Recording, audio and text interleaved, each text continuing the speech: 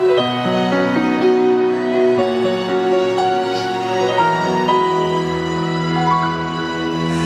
想只談一場感情，全愛到時一時歸位，不等於齊罵越吐火又溫過，就可知也直觸仙境，情願獲得你的尊敬，承受抬高我的罪名，再打出你臂彎與情為戰冷，未算孤苦一年的未知愛這種女孩子，若許只能如此，但我會成為你最牽掛的一個男子，朝朝暮暮願你才相遇和說服我，如果親手抱住或者不必如此，很多朋友說我不太明了女孩子，不受命令就是一種最壞名字，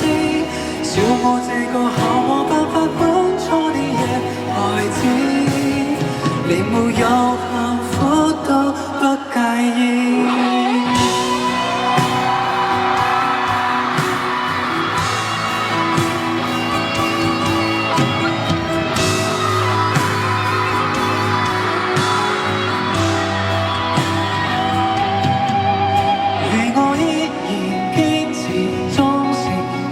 難道你又是何安寧？真可惜誰也不愛的愛慢慢，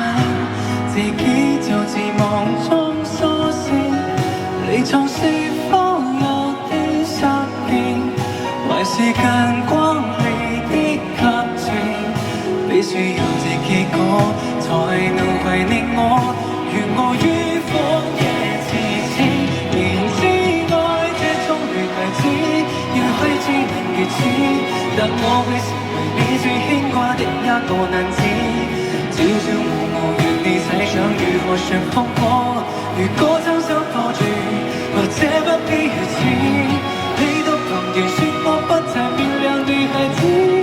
不受命令就是一種最壞名字，笑我這個毫無辦法分錯的野孩子，連沒有幸福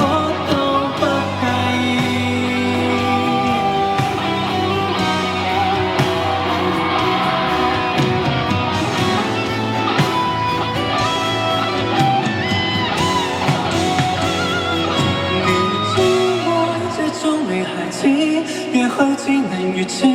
但我會成為你最牽掛的一個男子，朝朝暮暮願你猜想如何說服我，如果親手抱住或者不必如此，你都憑良說